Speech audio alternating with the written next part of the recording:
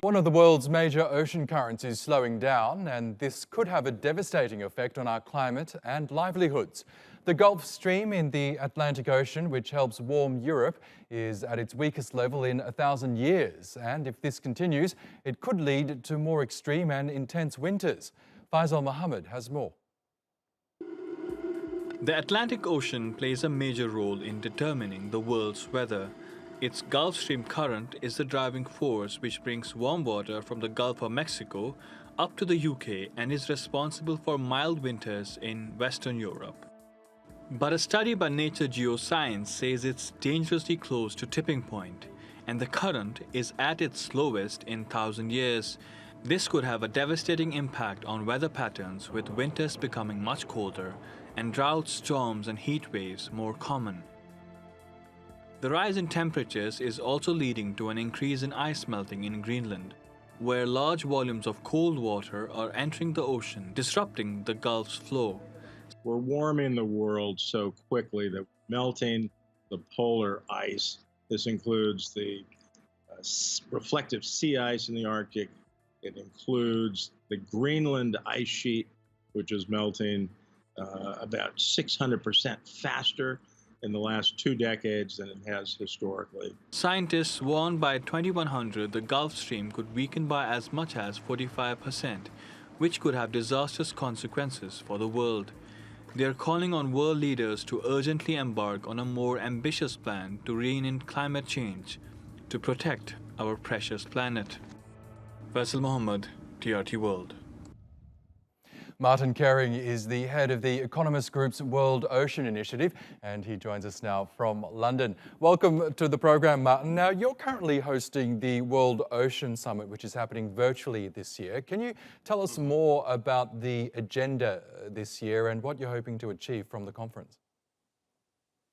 Yes, thanks for having me. So the World Ocean Summit Virtual Week this year is the 8th year that we are doing the summit. Of course, I mean, as one of your reports also highlighted, we are virtual this year. I mean, in the past years, we have been in Indonesia, in Mexico, Abu Dhabi. We wanted to be in Tokyo last year, and this year we wanted to be in Lisbon, but obviously everything is virtual. But we have put on a very, very engaging agenda. I mean, we have 6 action-oriented industry tracks. So we are looking at all kinds of issues. I mean, climate change, as you mentioned in your report, is an important topic. Of course, it's one of the cross-cutting issues, alongside with finance, innovation, governance. But we also have 6 action-oriented industry tracks looking at aquaculture, for example, fisheries, energy, plastics, shipping, and tourism. Because what we want to say is that, of course, there is the impact of climate change on the ocean, but there's also something we can do, bringing policymakers, economists, business leaders, civil society, and citizens together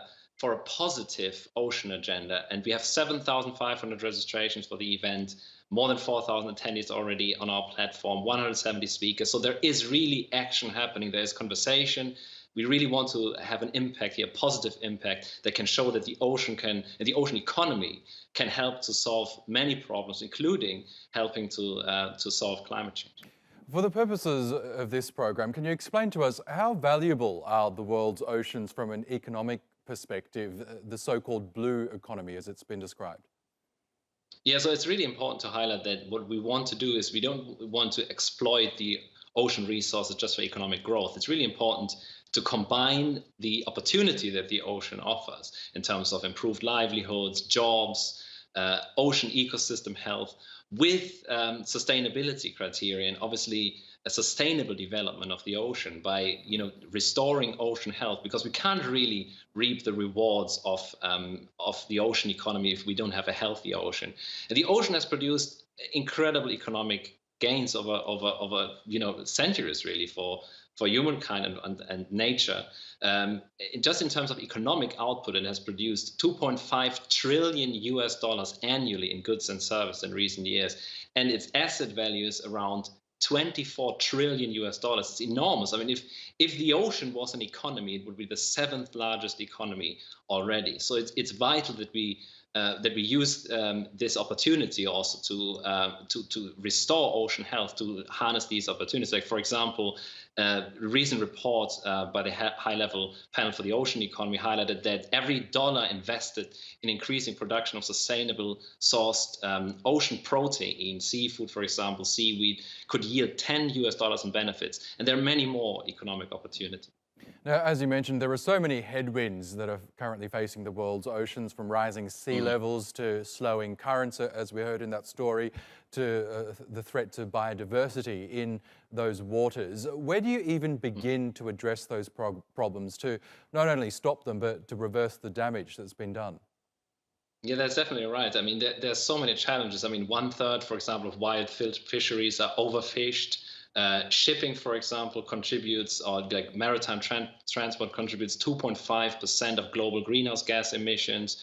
Then we have the plastic pollution issue. By 2050, if we don't get plastic pollution under control, the tonnage of all the plastic in the ocean could be bigger than the fish in the ocean. And the climate issue we already highlighted, with global average temperatures last year, even though we have the pandemic, tied for the hottest on record.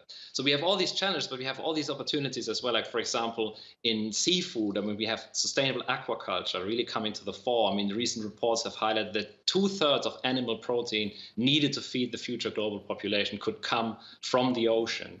And aquaculture is a huge opportunity, particularly if there's sustainable feed as well. And then in shipping, we have all these opportunities to come up with low carbon alternative fuels to make shipping more carbon efficient, fuel efficient.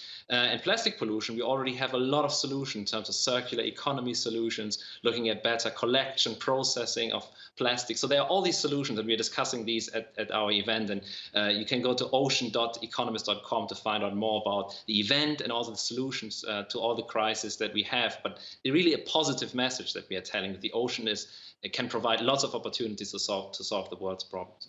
Okay, Martin Koehring, we will have to leave it there, but thank you so much for joining us, and best of luck with the rest of the summit this week.